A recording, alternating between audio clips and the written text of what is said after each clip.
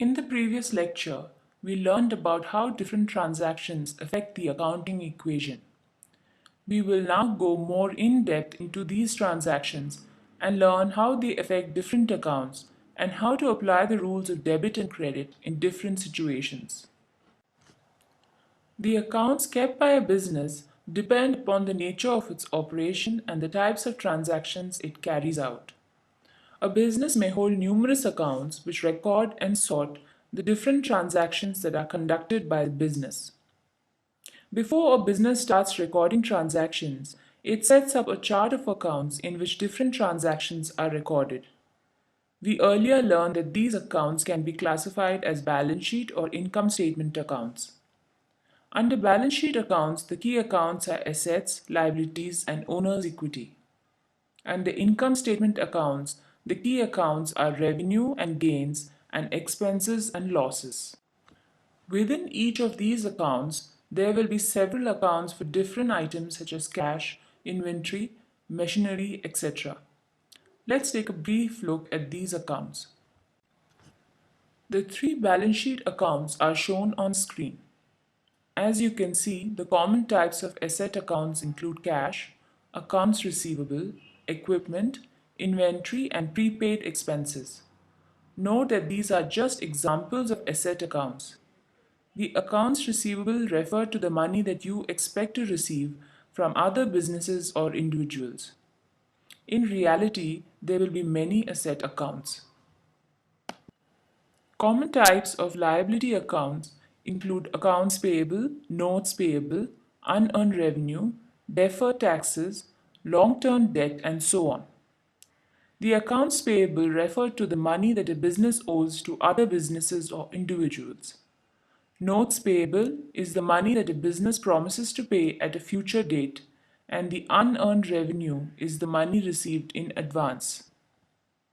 The common types of owner's equity accounts include capital and retained earnings.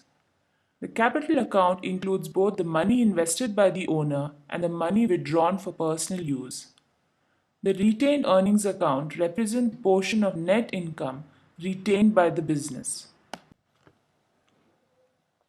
The two income statement accounts are shown on screen. As you can see, within the revenue account, there is one main account for revenue. This is where the company's primary revenue is recorded. Apart from that, there can be other accounts for items such as dividend and interest earned, money earned from sale of assets, capital gains, etc. However, there will be many expense accounts representing different expenses incurred by the business. Examples include salary expenses, selling expenses, depreciation on assets, rent, interest paid, and so on. To record a transaction in the books of the business, the transaction is analyzed to determine the answers to four questions. The first question is, what is being exchanged? For example, a laptop is purchased for cash. The second question is, what accounts are affected? We need to know whether the account affected is an asset, a liability, or owner's equity.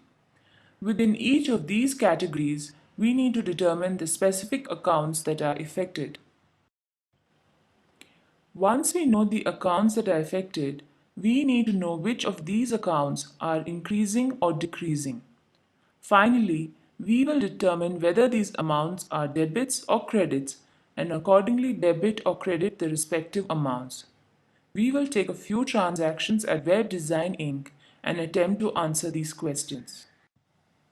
The first transaction we will look at is the purchase of the laptop. On June 5th, David purchased a new laptop for his work. The laptop cost him $800.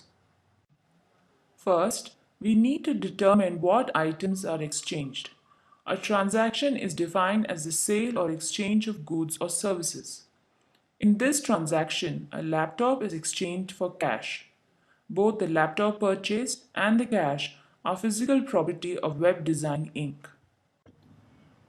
Let's now look at how the different accounts are affected. Liabilities. In this transaction, tangible items are exchanged, which does not affect any of the liability accounts. Owner's equity. Since the owner has not withdrawn any cash nor invested any money in the business, the owner's equity accounts are also not affected. Assets. In this transaction, both the laptop and cash are assets of the business. Therefore, the accounts under the asset category are affected. Within assets, the two accounts affected are cash and laptop accounts. Income. The purchase of laptop does not lead to any income for the business. The laptop may be used to generate income, but the laptop itself doesn't create any income. Therefore, income accounts are also not affected. Expenses. This is also not an expense because we receive the laptop, which is a fixed asset, in exchange for cash. Once we know which accounts are affected, we need to now determine which accounts are increasing and which ones are decreasing.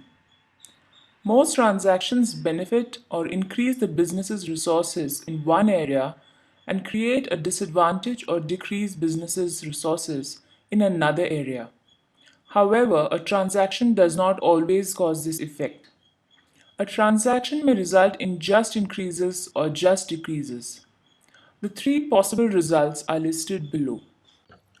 The first scenario is where both the accounts affected are increasing.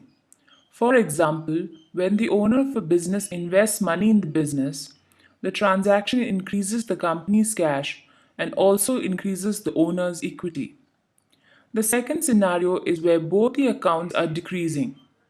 For example, when the owner of the business withdraws money from the business for personal expenses, the transaction decreases the cash and also decreases the owner's equity. The third and the most common scenario is where one account increases and the other account decreases. For example, when you buy raw material for production, the transaction increases the business's inventory but decreases its cash. In any transaction, one of these three scenarios exists. Let's go back to our transaction of laptop purchase.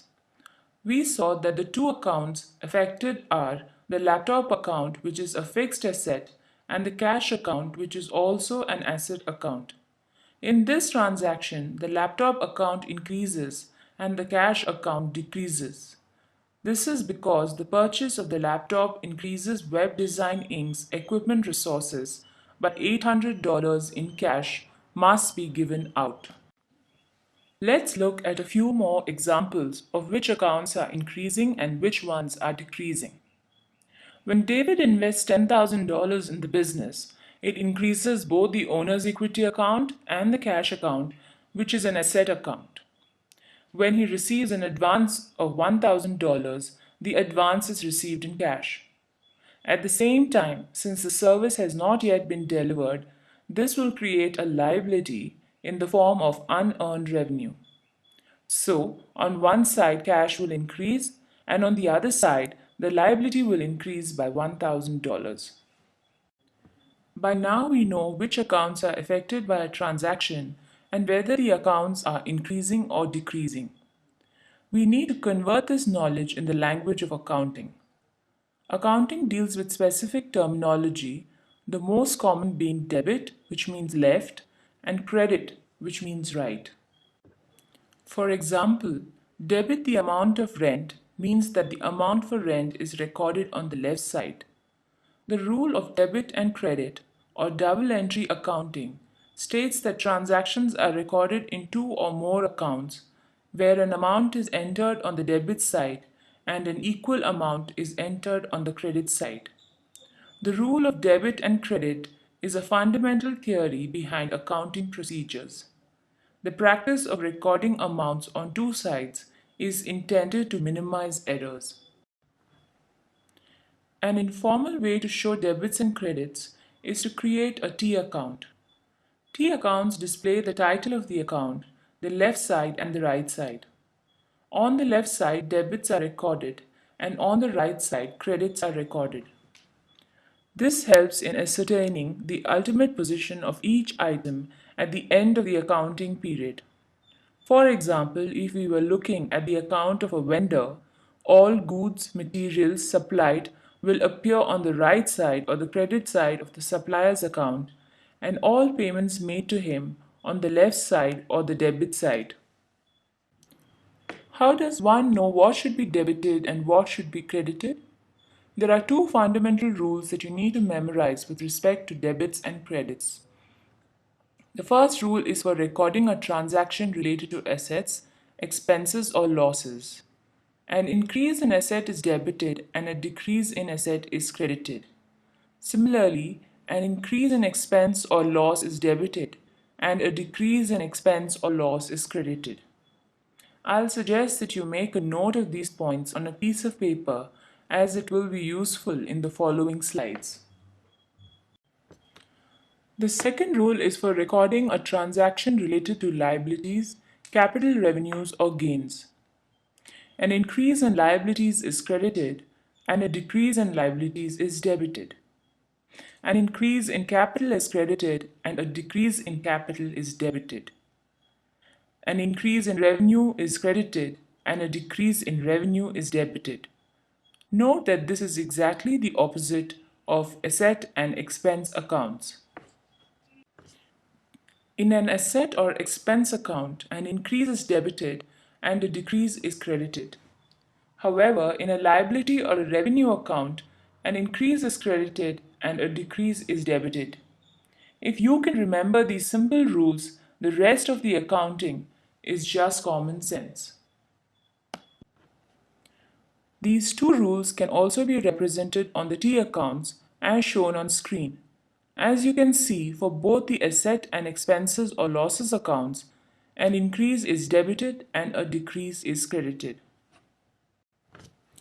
Similarly, for liabilities, capital and revenue or gain accounts, an increase is credited and a decrease is debited. Remember that each transaction affects two or more accounts. One T account represents one account. In the following screens, we will look at the transactions at Web Design Inc. and see how they are recorded in the T accounts. In the first transaction, David invests $10,000 in the business. The two accounts affected are cash and the capital account. Cash, which is an asset, has increased, so the cash account will be debited.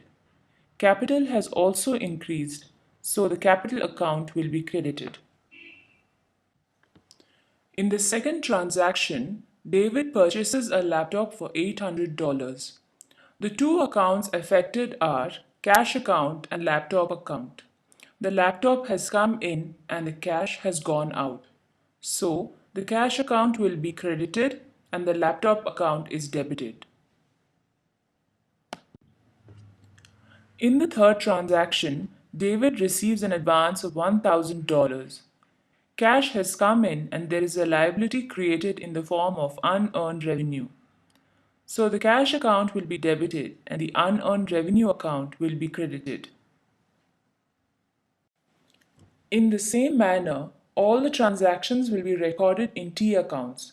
Note that there will be one T account for each item and the various debits and credits will be recorded in a chronological order along with the dates. To view the T accounts for all the transactions at Web Design Inc., please refer to the document titled Case Study with Solution.